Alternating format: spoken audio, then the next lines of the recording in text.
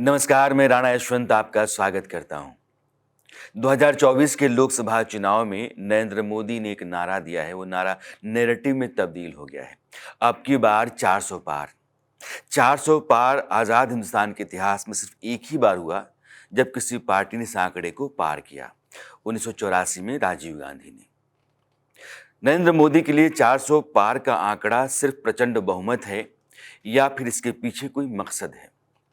विपक्ष कहता है कि अगर 400 पार तो लोकतंत्र खतरे में, संविधान खतरे में, व्यक्तिगत आज़ादी नागरिक की जो है वह भी खतरे में। आखिर 400 पार के पीछे मकसद क्या है? इस पर चर्चा करने के लिए आज मेरे साथ जो शख्स हैं वो हिंदुस्तान में इंसान के अधिकार, हक, हुकूक और भारतीय संविधान में ज़रूरी बदलावों की खातिर बहुत सारे PIL डाल चुके हैं। उनको PIL मैन ऑफ इंडिया कहते हैं। अश्विनी उपाध्याय, आपका बहुत बहुत स्वागत है। 400 पार, संविधान खतरे में, लोकतंत्र खतरे में, निजी आज़ादी जो नागरिक की है वो खतरे में, इसलिए नरेंद्र मोदी कहते हैं 400 पार। 400 पार का मतलब क्या? देखिए, पहली बात तो जो झूठ फैलाया जा रहा है कि 400 पार का मतलब लोकतंत्र खतरे में, 400 पार का मतलब आज़ादी खतरे में। सच्चाई ये है कि 400 पार चाहिए जो पहले गड़बड़ी हुई है उसको ठीक करने के लिए। मैं आपको एक एग्जांपल देता हूँ। ये भारत का संविधान है। संविधान में प्रियम्बल है, प्रस्तावना जिसको कहते हैं। हमारे संविधान निर्माताओं ने कहा कि प्रियम्बल में कोई छेड़छाड़ नहीं होगी। हाँ, प्रियम्बल का जो टारगेट है उसको अचीव करने के लिए संविधान में कुछ आप बदलाव कर सकते हैं। 1967 में 1967 में गोलकनाथ केस में सुप्रीम कोर्ट ने कहा कि प्रियम्बल में जो शब्द लिखे हुए हैं, democracy, justice, equality, liberty, fraternity, dignity, इस पे कोई बदलाव नहीं कर सकते, यानी प्रियम्बल को नहीं बदला जा सकता। 1973 में सुप्रीम कोर्ट की 13 जजों की बेंच ने, उस समय सुप्रीम कोर्ट में 13 जज हुआ करते थे, केशवानंद भारती केस में सुप्रीम कोर्ट ने कहा कि संविधान के बेसिक स्ट्रक्चर को नहीं बदल सकते। बेसिक स्ट्रक्चर का मतलब क्या? Equality, justice, liberty, fraternity, unity, dignity, जो प्रियम्बल में लिखा हुआ है। 1976 में मार्च में लोकसभा का टेन्योर पूरा हो जाता है। दिसंबर में, यानी लोकसभा टेन्योर पूरा होने के 9 महीने के बाद संविधान के प्रियम्बल को बदल दिया जाता है। और वो कौन से शब्द जोड़े जाते हैं जिसको संविधान सभा ने 3 बार रिजेक्ट किया। संविधान का प्रियम्बल 6 दिन लंबी चर्चा के बाद बना था और संविधान के प्रियम्बल को बदलने में 6 घंटे की भी चर्चा नहीं हुई। जब 1976 में संविधान का प्रियम्बल बदला गया था, सारे लीडर ऑफ अपोजिशन जेल में थे। लोकसभा में कोई इमरजेंसी का दौर था, आपातकाल लगा हुआ था। एक अकेला दूरदर्शन था, वो सरकार के कंट्रोल में था। अखबारों के बिजली पानी के कनेक्शन कट रहे थे। आपको भी पता है कि कहाँ किसके किसके बिजली पानी कनेक्शन काटे गए थे। ऐसी सिचुएशन में संविधान का प्रियम्बल बदल देना, और वो भी बैक डेट में। आज भी संविधान के प्रियम्बल पे जो डेट पड़ी है वो 26 नवंबर 1949 ही है। प्रियम्बल बदला जा रहा है 76 में और डेट क्या है? 26 नवंबर 1949। इससे बड़ा फ्रॉड क्या हो सकता है? इससे बड़ा धोखा क्या जा सकता है? तो आप ये कह रहे हैं कि अगर नरेंद्र मोदी की सरकार आती है तो भारत के संविधान की जो प्रस्तावना है, we the people of India having solemn resolved to constitute India into a sovereign socialist secular democratic republic, तो ये जो डेमोक्रेटिक रिपब्लिक है, सोशलिस्ट डेमोक्रेटिक, ये तो पहले का मामला रहा होगा। मुझे लगता है कि इसमें सेक्युलर एंड सोशलिस्ट ये 2 शब्द जोड़े गए थे। तो इन दोनों को मोदी की सरकार हटाएगी? देखिए, मोदी जी की सरकार हटाए चाहे ना आए, हमने सुप्रीम कोर्ट में चैलेंज कर दिया है। और मैं क्यों बता रहा हूं आपको, मैं बहुत जरूरी है आपके दर्शकों को कम से कम ये आंकड़े क्लियर हो जाए। 13 दिसंबर 1946 को प्रियम्बल पे चर्चा हुई पहली बार। 22 जनवरी 1947 को प्रियम्बल पे चर्चा हुई और एक मत से उसको एक्सेप्ट किया गया, प्रियम्बल को अडॉप्ट किया गया। 15 नवंबर 1948 को प्रोफेसर KT शाह साहब ने एक अमेंडमेंट पेश किया। उन्होंने कहा कि भाई आर्टिकल 1 में जहां इंडिया दैट इज भारत लिखा हुआ है वहां पे सोशलिस्ट, सेकुलर और फेडरल भी जोड़ दिया जाए। 15 नवंबर 1948 को उस पर चर्चा हुई और KT शाह साहब का जो प्रपोजल था उसको रिजेक्ट किया गया। 3 दिसंबर 1948 को KT शाह साहब ने दोबारा एक अमेंडमेंट मूव किया। उन्होंने कहा कि कोई बात नहीं, अगर प्रियम्बल में नहीं जोड़ पा रहे हैं, आर्टिकल 1 में नहीं जोड़ा तो आर्टिकल 18 में सेकुलर जोड़ दीजिए। दिन भर चर्चा हुई, फिर रिजेक्ट किया गया। 6 दिसंबर 1948 को फिर चर्चा हुई। उड़ीसा के लोकनाथ मिश्रा ने कहा ये सेकुलर का कॉन्सेप्ट विदेशी कॉन्सेप्ट है, अगर सेकुलर हमारे संविधान में आ जाएगा भारत की संस्कृति को बर्बाद कर देगा, और वही हो भी रहा है। HV कामत साहब ने, जो महाराष्ट्र के थे, उन्होंने बोला कि इसकी कोई जरूरत नहीं, हमारे पास सफिशिएंट है भारत की अलग भारत में। और उन्होंने भी कहा कि धर्म अलग होता है, रिलीजन अलग होता है, इसलिए इसको सेकुलर को जोड़ने की जरूरत ही नहीं है। भारत एक धार्मिक राष्ट्र है, ये धर्मनिरपेक्ष नहीं हो सकता, धर्म सापेक्ष है, धार्मिक राष्ट्र है। 17 अक्टूबर 1949 को फिर दिन भर चर्चा हुई और फिर प्रीएम्बल एक्सेप्ट किया गया, यानी 3 बार प्रस्ताव पेश हुआ सेकुलर जोड़ने के लिए, तीनों बार रिजेक्ट हुआ। 6 दिन लगातार इस पर चर्चा हुई है, तब जाके हमारा प्रीएम्बल एक्सेप्ट हुआ है। और 76 में जब न कि संविधान सभा, क्योंकि संविधान सभा तो 25 जनवरी 1950 को खत्म हो गई, लोकसभा का टेन्योर मार्च 76 में खत्म हुआ। लोकसभा को हम विल ऑफ द पीपल कहते हैं, लोगों की राय कहते हैं। तो यानी दिसंबर में 76 में जब ये बदला गया है प्रीएम्बल, न तो संविधान सभा है न लोकसभा है। सुप्रीम कोर्ट ने ये कहा था 75 में कि इंदिरा गांधी जी आप प्रधानमंत्री तो रह सकती हैं, लेकिन आपको वो सारे अधिकार नहीं रहेंगे। आपको याद होगा राजनारायण जी का केस क्या हुआ था। 71 में जब चुनाव हुआ, बड़ी धांधली हुई, उस धांधली के खिलाफ राजनारायण जी गए हाईकोर्ट। 75 में उसका जजमेंट आता है 12 जून 75 को, जस्टिस जगमोहन सिन्हा साहब का जजमेंट है, और वो इंदिरा गांधी के चुनाव को इलीगल घोषित कर देते हैं। इंदिरा गांधी के चुनाव लड़ने पे 6 साल का बैन लगा देते हैं। उसके खिलाफ इंदिरा गांधी सुप्रीम कोर्ट आती है। 12 जनवरी को फैसला आता है हाई कोर्ट का, उसके खिलाफ सुप्रीम कोर्ट आती है। सुप्रीम कोर्ट 24 जनवरी को सुप्रीम कोर्ट अपना फैसला देता है। सुप्रीम कोर्ट हाई कोर्ट के जजमेंट पे कंप्लीट स्टे नहीं करता है, वो ये कहता है ठीक है प्रधानमंत्री रहिए, अगले जब तक चुनाव नहीं होता अगले प्रधानमंत्री नहीं, लेकिन आप ऑफिस नहीं जाएंगे, आप कोई ऑफिशियल काम नहीं करेंगे, कोई आप महत्वपूर्ण डिसीजन नहीं लेंगे। मतलब ये सुप्रीम कोर्ट का जो फैसला था इंदिरा गांधी के लिए, नॉन फंक्शनल पीएम, वो लगभग वैसा ही था जैसे आज की डेट में सुप्रीम कोर्ट का जो आया हुआ है बेल देते समय केजरीवाल को। जैसे सुप्रीम कोर्ट ने केजरीवाल जी को बेल दिया है, लेकिन ये कहा है कि आप किसी फाइल पे साइन नहीं करेंगे, कोई महत्वपूर्ण डिसीजन नहीं लेंगे, किसी से मिलेंगे नहीं, अपनी ऑफिस में नहीं जाएंगे। लगभग यही उस समय हुआ था। सुप्रीम कोर्ट ने कहा था 24 जून को सुप्रीम कोर्ट कहता है कि आप फंक्शनल तो रहेंगे लेकिन इफेक्टिव कोई काम नहीं करेंगे। 25 जून को इमरजेंसी थोप दी जाती है। मार्च 76 में लोकसभा का टेन्योर खत्म और दिसंबर में ये आप जोड़ा जाता है। इससे बड़ा अनडेमोक्रेटिक कार्य क्या होगा, इससे बड़ा ऑटोक्रेटिक कार्य क्या होगा, इससे बड़ी तानाशाही क्या होगी कि सुप्रीम कोर्ट का फैसला भी पलटा जा रहा है। मैं आपके पास अपने सवाल लेकर के, अश्विनी उपाध्याय ये कह रहे हैं कि जब संविधान बन रहा था उसमें केटी शाह जो कानून के बहुत बड़े जानकार थे, उन्होंने कई दफा कोशिश की कि सेकुलर शब्द को संविधान के प्रस्तावना में जोड़ा जाए, लेकिन बार बार उसको अस्वीकार किया गया, नहीं जोड़ा गया। 1973 में अभी तक की जो सबसे बड़ी बेंच रही है केशवन भारती केस में 13 जजेस की, उन्होंने कहा कि अब संविधान में चाहे जितने बदलाव कर लें, संविधान का जो मूल ढांचा है उसमें बदलाव नहीं कर सकते हैं। 73 के बाद 76 में जब संसद नहीं है और देश में इमरजेंसी चल रही है, उस समय इंदिरा गांधी ने सेकुलर सोशलिस्ट 2 शब्द प्रस्तावना में जोड़े।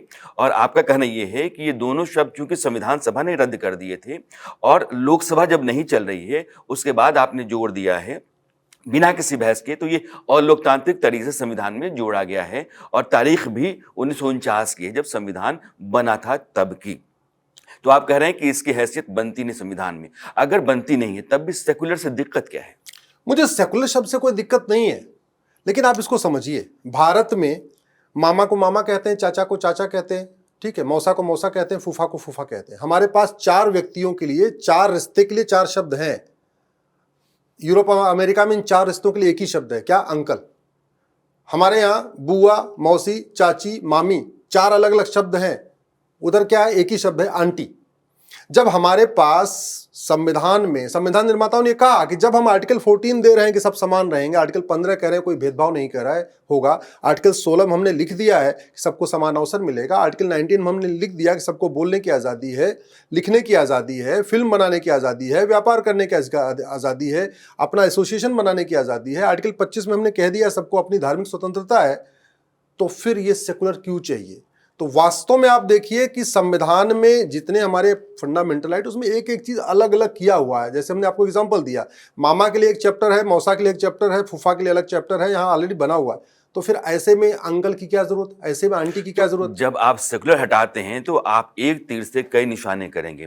फिर आप कहें कि वक्फ बोर्ड की क्या जरूरत है, माइनॉरिटी कमीशन की क्या जरूरत है, माइनॉरिटी मिनिस्ट्री की क्या जरूरत है, माइनॉरिटी यूनिवर्सिटीज़ की क्या जरूरत है, जो एजुकेशन इंस्टीट्यूशंस हैं उनकी क्या जरूरत है।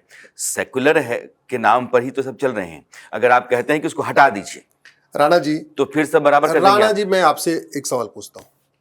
आपका इतना बड़ा ऑफिस है, आपको ये अधिकार है कि आप जब मन करो अपना ऑफिस दाएं बाएं कर लो, किचन को इधर शिफ्ट कर लो, स्टूडियो इधर शिफ्ट कर लो। कभी आप इस बिल्डिंग की फाउंडेशन शिफ्ट करते हैं क्या? फाउंडेशन कभी नहीं शिफ्ट करते। फाउंडेशन एक बार बन गई तो बन गई। अब आप ऊपर के फ्लोर पे जो करना है करिए। ऐसे संविधान में 22 फ्लोर है, 22 पार्ट का मतलब 22 फ्लोर मान लीजिए।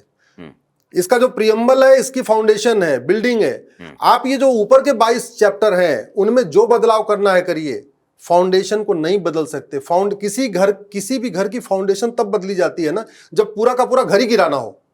अच्छा, मैंने आज तक मान लिया। किसी घर की फाउंडेशन गिराते। दूसरा सबसे बड़ा खतरा क्या है आप समझिए, अगर आपको संविधान प्रियम्बल में संशोधन का अधिकार मिल गया, अगर जोड़ने का अधिकार मिल गया, फिर तो घटाने का भी अधिकार मिल गया। बड़ी सीधी सी बात है। आपको अगर सेकुलर जोड़ने का अधिकार मिल गया, फिर तो आपको शरिया जोड़ने का भी अधिकार मिल गया। आपको अगर सेकुलर जोड़ने का अधिकार मिल गया, फिर तो यहां से डेमोक्रेसी हटाने का भी अधिकार मिल गया। हिंदू राष्ट्र जोड़ सकते हैं आप। मैं क्या कह रहा हूं, फिर तो आप हिंदू राष्ट्र भी जोड़ सकते हैं, डेमोक्रेसी हटा सकते हैं। आप इसमें लिखा है सॉवरेन, हम एक संप्रभु भारत है, फिर तो आप सॉवरेनिटी हटा दीजिए और बोलिए कि भैया आज के बाद हम चीन के गुलाम हो गए, अमेरिका के गुलाम हो गए, या किसी और देश के गुलाम हो गए, फिर तो आपको भी अधिकार मिल जाएगा। अगर आप सेकुलर जोड़ सकते हैं, फिर तो आप जस्टिस हटा सकते हैं, इक्वलिटी हटा सकते हैं, लिबर्टी को हटा सकते हैं, डिग्निटी को हटा सकते हैं। इसलिए संविधान निर्माताओं ने कहा था जो आपको काम करना है संविधान में करिए, प्रियम्बल में कोई छेड़छाड़ नहीं होगी। मैं अभी तक की बातचीत समझ रहा हूं कि अश्विनी उपाध्याय कह रहे हैं कि 400 पार का नारा नरेंद्र मोदी दे रहे हैं। वो 400 पार का नंबर जरूरी है क्योंकि 117 एनडीए के साथ बिल्कुल, सभी राज्यसभा देखिए, में अगर हैं। अगर 404 आप आ जाते हैं तो 521 का आंकड़ा हो जाता है, तो संसद का जो ज्वाइंट सेशन है उसमें आप 2/3 बहुमत के साथ बैठेंगे। बिल्कुल। आप ये कह रहे हैं कि हम जब संविधान बदलेंगे नहीं, संविधान में जो गैर जरूरी बदलाव हुए हैं उनको हम रिस्टोर करेंगे, उसको बिल्कुल वो रिस्टोर क्या करेंगे। है फिर? देखिए, भारत के एक तो जैसे आपको ये प्रियम्बल, ओरिजिनल प्रियम्बल रिस्टोर करना है तो भी आपको 404 चाहिए। भारत के संविधान में 22 पार्ट है। इन 22 पार्ट पे 22 चित्र थे और वो जितने भी चित्र थे उनका एक उद्देश्य था। जैसे चैप्टर 15 पार्ट 15 इसका इलेक्शन से रिलेटेड है। इलेक्शन वाले पार्ट पे छत्रपति शिवाजी महाराज की फोटो थी और गुरु गोविंद सिंह की फोटो थी। उद्देश्य क्या था कि पॉलिटिकल पार्टियां छत्रपति शिवाजी महाराज और गुरु गोविंद सिंह के आदर्शों पे चलें और वोटर वोट देते समय यह देखे कि कौन सी पॉलिटिकल पार्टी छत्रपति शिवाजी महाराज और गुरु गोविंद सिंह के आदर्शों पे चल रही, उसी को वोट करें। उद्देश्य यह था लोकतांत्रिक तरीके से छत्रपति शिवाजी महाराज और गुरु गोविंद सिंह के सपनों को आगे बढ़ाना, ये उद्देश्य था। अब भारत में एक बड़ी आबादी जो है ना 22 करोड़ के आसपास की है, और छत्रपति शिवाजी और गुरु गोविंद सिंह जी, इन दोनों ने अपना जीवन पूरा अगर लगाया, खपाया, लड़े भिड़े, तो किसके खिलाफ लड़े? तो अगर उनके रास्ते पर भारत का नागरिक चलता है तो कहाँ जाकर खड़ा होगा? आप भी तय कर जानते। देखिए, बड़ी आप जिसकी तरफ इशारा कर रहे हैं, मेरा ये मानना है कि भारत में 80% हिंदू हैं, 20% कन्वर्टेड हिंदू हैं। भारत में कोई मुस्लिम है ही नहीं है। भारत में वो जो आए थे, जो लूटे तोड़े, सब कुछ किया, वैसी दरिंदों ने बलात्कार किया, वो सब चले गए। भारत में जो बचे हैं वो कोई पहले यादव थे, कोई पटेल थे, कोई ब्राह्मण थे, कोई भूमिहार थे, कोई शर्मा थे, कोई छत्री थे, कोई नाई थे, कोई तेली थे, कोई जुलाहा, सब ऐसे ही थे। अल्टीमेटली कन्वर्ट हुए हैं। तो अल्टीमेटली उनको भारत को अपने आप को भारतीय ही मानना चाहिए, उनको विदेशी नहीं मानना चाहिए। दूसरी बात, भारत के संविधान में आप ये कह रहे हैं कि जैसे गुरु गोविंद सिंह शिवाजी, एक चैप्टर पे भगवान राम की तस्वीर हो, राम की थी, एक भगवान कृष्ण की थी भी है, हाँ, भगवान कृष्ण की फोटो, भगवान नटराज की फोटो थी, हनुमान जी की फोटो वापस लाना चाहते हैं। मैं चाहता हूं ये 22 चित्र भगवान श्री राम के, भगवान कृष्ण, भगवान महावीर, भगवान गौतम बुद्ध, छत्रपति शिवाजी महाराज, नेताजी सुभाष चंद्र बोस, रानी लक्ष्मीबाई, हनुमान जी, ये सारे चित्र वापस आए। ये हमारी संस्कृति, हमारे पौराणिक इनको आदर्श हैं, हमारे ऐतिहासिक आदर्श हैं, हमारे धार्मिक आदर्श हैं, उनके रास्ते पर हम चलना इसके आगे भारत में एक जो सबसे बड़ी समस्या है कि झूठ बोलना पाप तो है, लेकिन झूठ बोलना अपराध नहीं है। इसके कारण क्या हो रहा है, झूठी शिकायतें होती हैं, झूठे मुकदमे होते हैं, झूठी गवाही होती है, झूठे एफआईआर होते हैं, झूठे एफिडेविट होते हैं। अब 5 करोड़ मुकदमों के कारण 25 करोड़ लोग टेंशन में हैं। 5 करोड़ मुकदमे चल रहे हैं district court, high court, supreme court में। इसके पैरेलल में 5 करोड़ चल रहे हैं जमीन वाले। वो कहाँ चल रहा है? तहसीलदार के यहाँ चल रहा है, एसडीएम के यहाँ चल रहा है, एडीएम के यहाँ चल रहा है, डीएम के यहाँ चल रहा है, कमिश्नर के यहाँ चल रहा है, चकबंदी अधिकारी के यहाँ चल रहा है, एसओसी के यहाँ चल रहा है, डीडीसी के यहाँ चल रहा है, चकबंदी कमिश्नर के यहाँ चल रहा है। कुल 10 करोड़ मुकदमे चल रहे हैं। और जितने भी मुकदमे हैं, इसका रूट काज ये है कि भारत में झूठ के खिलाफ गंभीर कोई कानून नहीं है। भारत में आर्टिकल 19 में जब दिया गया बोलने की आज़ादी, तो संविधान निर्माताओं ने कभी सोचा नहीं था आने वाली पीढ़ियां इतनी झूठ बोलेंगी। संविधान निर्माताओं ने जब दिया कि भाई लिखने की आज़ादी, फिल्म बनाने की आज़ादी, सीरियल बनाने की आज़ादी आर्टिकल 19 में दिया। तो उन्होंने कभी सोचा नहीं था कि इस आज़ादी में अश्लीलता और फुहड़ता परोसी जाएगी। संविधान निर्माताओं ने एसोसिएशन बनाने की आज़ादी आर्टिकल 19 में, उन्होंने कभी सोचा नहीं था कि एसोसिएशन बनाने की आज़ादी में पीएफआई बन जाएगा, सिमी बन जाएगा, एसडीपीआई बन जाएगा, ये कभी सोचा नहीं था उन्होंने। संविधान निर्माताओं ने व्यापार करने के अधिकार का राइट दिया, फ्रीडम ऑफ बिजनेस दिया। उन्होंने कभी सोचा नहीं था कि व्यापार करने का जो मैं अधिकार दे रहा हूं, इसमें हुक्का बार खुलेगा, बियर बार खुलेगा, डांस बार खुलेगा, सट्टा बार खुलेगा, भगवान जाने और क्या क्या बार खुलेगा। तो ये जो आर्टिकल 19 रोक लगाना चाहते हैं। मेरा ये मानना है कि इसमें एक लिमिट होनी चाहिए। कोई भी जब आपका अधिकार असीमित हो जाता है, अनलिमिटेड हो जाता है, तो उसका मिसयूज होता है। तो इसलिए आर्टिकल 19 में एक freedom of subject to public order, health, morality, अगर एक सेंटेंस जोड़ दिया जाएगा तो झूठ भी कम होगी। झूठ कम होने का फायदा आप समझिए। जौनपुर जिले में एक केस चल रहा है, मैं आपको एक एग्जांपल दे देता हूं। 10 बीघे जमीन का मुकदमा है। एक व्यक्ति कह रहा है मेरी वसीयत अच्छी है, दूसरा कह रहा है मेरी वसीयत असली है। अल्टीमेटली एक ही आदमी की वसीयत असली है। अगर झूठ बोलने पे 10 से 20 साल की सजा का कानून होता तो नकली वाली दूसरी वाली वसीयत बनती नहीं। दोनों ने अपने अपनी तरफ से गवाह पेश कर दिए हैं। अगर झूठी गवाही पे 10-20 साल की सजा होती तो जो आदमी जिसकी वसीयत झूठी है उसकी तरफ से कोई गवाही नहीं देता। अगर झूठा हलफनामा गंभीर अपराध होता तो झूठा एफिडेविट फाइल नहीं होता। आज की डेट में अगर झूठ को गंभीर अपराध घोषित करते ही भारत के 50% मुकदमे अपने आप खत्म हो जाएंगे। तो आप ये कह रहे हैं कि जैसे आईपीसी, सीआरपीसी, एविडेंस एक्ट में सरकार ने बदलाव किया, जो आपराधिक मामले हैं, दीवानी मामलों में भी उस तरीके से बदलाव किए जाएंगे जी, तो उसके लिए फिर संविधान में संशोधन की जरूरत है? संशोधन की जरूरत है। संशोधन के लिए जरूरत है। भारत में धर्मांतरण पूरे देश में हो रहा है, लेकिन धर्मांतरण के खिलाफ कानून केवल 7 राज्यों में है। अब आर्टिकल 19 में लिखा इक्वलिटी बिफोर लॉ, लेकिन यह नहीं लिखा state shell secure equal protection of law. होना यह चाहिए कि जो अपराध है वो पूरे देश में अपराध होना चाहिए। ऐसा नहीं होना चाहिए। आज की डेट में मैं आपको एग्जांपल बता देता हूं। अभी हम नोएडा में बैठे हुए हैं। नोएडा में धर्मांतरण अपराध है। आप रोड क्रॉस करके दिल्ली में इंटर कर जाइए, और दिल्ली में इंटर करते ही धर्मांतरण अपराध नहीं है, क्योंकि दिल्ली में आईपीसी चलती है और आईपीसी में धर्मांतरण अपराध नहीं है। यूपी में अलग से एक धर्मांतरण के खिलाफ कानून बना हुआ है। तो 7 धर्मांतरण तो भाई भारत में 28 राज्य हैं, 8 केंद्र शासित प्रदेश हैं, टोटल हो गए 36। लेकिन धर्मांतरण कैसे डिफाइन करेंगे? आपका संविधान कहता है कि आप अपने धर्म को मानने, उसके प्रचार प्रसार के लिए स्वतंत्र हैं। तो ये जो प्रोपगेशन ऑफ रिलीजन है, तो प्रोपगेट करने को आप कहेंगे धर्मांतरण है। मेरी मर्जी, मैंने किसी भी धर्म को अपना लिया। Rana ji, freedom of religion है, फ्रीडम ऑफ कन्वर्जन नहीं है। लेकिन ये जो फ्रीडम ऑफ कन्वर्जन चल रहा है वो आर्टिकल 25 में एक शब्द आया प्रोपोगेट, उसी से चल रहा है। तो वास्तव में धर्मांतरण को जड़ से खत्म करने के लिए 2 काम करना पड़ेगा। पहला, आर्टिकल 25 से प्रोपोगेट शब्द हटाना पड़ेगा। भैया आपको जो मानना है मानो, आप किसी को धोखा देके, लालच देके, झूठ करके, उसको काला जादू दिखा के, अंधविश्वास फैला के कन्वर्ट नहीं करोगे। तो प्रोपोगेट हटाना पड़ेगा। दूसरा, 1 नेशन 1 पिनल कोड बनाना पड़ेगा। अभी 28 राज्य, 8 केंद्र शासित प्रदेश, टोटल हो गए 36। 36 में से केवल 7 राज्यों में धर्मांतरण विरोधी कानून है। इसका मतलब 29 राज्य और केंद्र शासित प्रदेशों में धर्मांतरण अपराध नहीं है। ये रुकना चाहिए। वो तब रुकेगा जब आर्टिकल 14 में एक बदलाव किया जाएगा, state shell secure equal protection of law. इतना करते ही सरकार के पास पावर आ जाएगी कि एक 1 नेशन 1 पिनल कोड बना दिया जाए, उसी में एक चैप्टर धर्मांतरण का बना दिया जाए। इसको लागू करने के लिए आपको पुलिस चाहिए। अब पुलिस लॉ एंड ऑर्डर और पुलिस स्टेट सब्जेक्ट हो रखा है। हमने पहले देखा है संदेश खाली में सब कुछ हो रहा है, महिलाएं शिकायत कर रही हैं धरना पर, लेकिन एफआईआर नहीं हो रहा है। आज की डेट में यूपी की पुलिस अलग तरीके से काम कर रही है, बंगाल की पुलिस अलग तरीके से कर रही है, केरल की पुलिस अलग तरीके से कर रही है, और यूपी की पुलिस भी 2017 के पहले आतंकवादियों का मुकदमा वापस ले रही थी, आजकल बुलडोजर चला रही है। क्यों? क्योंकि पुलिस सत्ता के राज्य के अधीन है। होना यह चाहिए कि एक 1 नेशन 1 पुलिस कोड होना चाहिए सेंट्रल लेवल पे। पुलिस और law and order concurrent subject होना चाहिए। अभी वो केवल स्टेट सब्जेक्ट है। कॉन्करेंट सब्जेक्ट में लाने के लिए, उसको समवर्ती सूची में लाने के लिए आपको शेड्यूल 7 बदलना पड़ेगा, और शेड्यूल 7 बदलने के लिए 521 सांसद चाहिए। राज्यसभा में आपके पास 117 है, तो लोकसभा में 404 चाहिए। तब आपका 1 नेशन 1 पिनल कोड बन पाएगा, 1 नेशन 1 पुलिस कोड बन पाएगा, और तब आपका आर्टिकल 25 बदलेगा, तब जाके धर्मांतरण रुकेगा। और जब 1 नेशन 1 पिनल कोड होगा, 1 नेशन 1 पुलिस कोड होगा, तो घुसपैठ भी रुकेगी। अभी घुसपैठ क्यों नहीं रुक रही है? क्योंकि बंगाल की पुलिस उतना इफेक्टिवली घुसपैठियों के खिलाफ काम नहीं कर रही है। तो बंगाल का जो बॉर्डर है वहां से घुसपैठ होती जा रही है। पहले असम में भी ऐसे ही हो रहा था, असम बॉर्डर से भी घुसपैठ हो रही थी, आजकल असम वाले बॉर्डर से तो रुक गई है, लेकिन बंगाल बॉर्डर से आज भी हो रही है। तो भारत में जब one nation one police code होगा, यानी पूरे देश की पुलिस एक तरीके से काम करेगी, तो घुसपैठ भी रुकेगी, धर्मांतरण भी रुकेगा।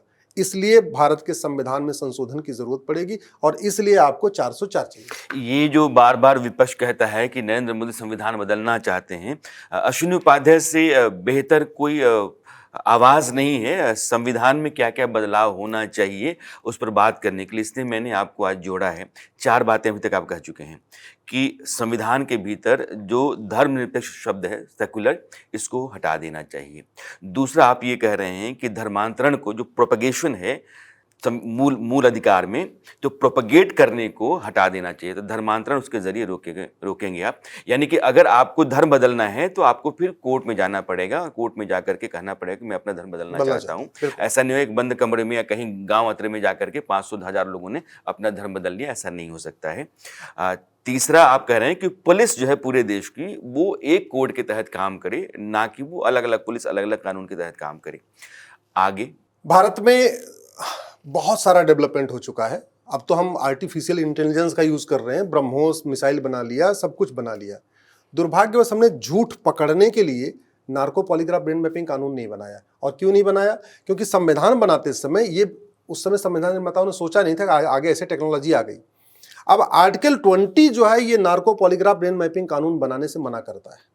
अब अगर आपको झूठ पकड़ने के लिए नार्को पॉलीग्राफ ब्रेन मैपिंग कानून बनाना है, झूठ पकड़ टेस्ट चेक करने के लिए हर जिले में एक लैब बनानी है आपको, तभी तो खौफ पैदा होगा। तो आपको आर्टिकल 20 को बदलना पड़ेगा। भारत के हमारे संविधान निर्माताओं ने राइट टू जस्टिस तो दिया, लेकिन टाइम नहीं लिखा उन्होंने। मेरा ये मानना है कि जस्टिस विद इन ईयर होना चाहिए। हमारे देश में जस्टिस विद इन आवर होता था, 1 घंटे के अंदर न्याय होता था। 5 लोग, अब तो आप कहते हैं 3 साल के भीतर फैसला आ जाना चाहिए। 3 साल नहीं, मेरा ये जो नया विधान आप लेकर के आए, हाँ, जिसको आप कहते हैं कि दंड का विधान नहीं है, लेकिन न्याय का विधान है। लेकिन इसको क्लियरली डिफाइन करने के लिए एक आपको आर्टिकल 21C जोड़ना पड़ेगा। इसमें समान एक कहते हैं ना, यूनिफॉर्म जुडिशियल कोड बनाना पड़ेगा, समान न्यायिक संहिता बनानी पड़ेगी। उस समान न्यायिक संहिता के लिए भी आपको संविधान में संशोधन करना पड़ेगा। नार्को पॉलीग्राफ ब्रेन मैपिंग कानून बनाने के लिए भी संविधान में संशोधन करना पड़ेगा। झूठ को गंभीर अपराध घोषित करने के लिए भी संविधान में संशोधन करना पड़ेगा। जस्टिस विद इन ईयर लागू करने के लिए भी संविधान में संशोधन करना पड़ेगा। तो और ये जो संविधान में संशोधन होंगे, ये सारे के सारे फंडामेंटल राइट में जाके आपके बदलाव करने पड़ेंगे। उसके लिए आपको 2/3 बहुमत चाहिए। अलग अलग तो हो नहीं सकता। तो आपको अल्टीमेटली यही है कि ज्वाइंट सेशन बुलाइए, ज्वाइंट सेशन में आपकी बात 400, वहां पे 404। तो फिर ये वक्फ बोर्ड का, माइनॉरिटी कमीशन का, माइनॉरिटी इंस्टीट्यूशंस का, इसका क्या होगा? मेरा ये मानना है कि पहली बात तो वक्फ एक्ट की जरूरत नहीं। भारत में जो कानून होना चाहिए वो सबके लिए होना चाहिए। वक्फ एक्ट जैसा कानून जो नेहरू जी ने 1954 में बनाया, फिर इंदिरा जी ने उसको मजबूत किया, फिर राजीव गांधी जी ने और मजबूत किया, फिर नरसिम्हा राव ने 1995 में उसको रिपील करके एक नया कानून बना दिया, फिर मनमोहन सिंह जी ने उसको 2013 में और मजबूत कर दिया। आज की डेट में इतनी उसको शक्ति दे दिया है कि जिस जमीन को चाहे वो हड़प ले, और कर भी रहा है। शहरों में वो नोटिस भेजता है और एक्सटॉर्शन करता है, वसूली करता है, पैसा लेता है, 10-20 लाख रुपए लेके वो अपनी नोटिस वापस ले लेता है। वक्फ बोर्ड। और ट्राइबल एरिया में क्या कर रहा है, वो कन्वर्जन करा रहा है। नोटिस भेजता है ट्राइबल्स को, ट्राइबल बेचारे परेशान हो जाते हैं कि भाई कैसे नोटिस आ गई, क्या करना है। वक्फ बोर्ड का ऑफिस केवल राजधानी में होता है। मैं आपको एग्जांपल बताता हूं, भोपाल से झबुआ लगभग 700 किलोमीटर दूर है। झबुआ का ट्राइबल जो है वो कभी झबुआ की लोकल कोर्ट नहीं देखा है। अब उसको अगर नोटिस जाए और जाती है कि भैया एक काम करो, तुम्हारी जहां तुम्हारा पूरा गांव है तो वक्फ का है, वो परेशान हो जाता है। बोले क्या करें? बोले एक काम करो, कन्वर्ट हो जाओ। आपके मेरठ मुजफ्फरनगर से लखनऊ 600 किलोमीटर दूर है। अब मेरठ मुजफ्फरनगर में किसी प्रॉपर्टी को वक्फ बोर्ड उसको कहता है हमारी प्रॉपर्टी है, तो उसके लिए लड़ने के लिए लखनऊ जाना पड़ेगा। अच्छा, प्राइवेट प्रॉपर्टी पे अगर वो नोटिस भेजता है तो फिर भी आदमी लड़ेगा। अगर आपकी प्रॉपर्टी पे कोई नोटिस आएगा तो आप तो लड़ोगे। आपके बगल वाले पार्क पे नोटिस आएगा तो कौन लड़ेगा? जो खेल का मैदान है, बंजर भूमि है, और भी पब्लिक लैंड होती है, गोचर भूमि होती है, ऐसे और भी बहुत खेल पार्क होते हैं, वो वहां पे जो कब्जा होता चला जा रहा है, इसका नतीजा ये हुआ इस घटिया कानून के कारण सरकार के बाद जो सबसे ज्यादा जमीन है वक्फ बोर्ड के पास है। भाई रेलवे भी सरकार के पास है, डिफेंस भी सरकार के पास है। तो वैसे कहने को तो रेलवे डिफेंस के बाद नंबर 3 पे है, लेकिन रेलवे डिफेंस तो सरकार का ही है। तो अल्टीमेटली आप देखिए तो नंबर 2 पे है इस समय वक्फ बोर्ड, इतनी जमीन इकट्ठा करके बैठा हुआ है। मेरा ये मानना है ये कानून खत्म होना चाहिए और वक्फ बोर्ड की जो ज़मीनें हैं उसके एक बार उसकी पूरी जांच करा के, उसकी पूरी इंक्वायरी करा के, और जो इलीगल कब्जा की गई है वो जिससे कब्जा की है उसको वापस देना चाहिए।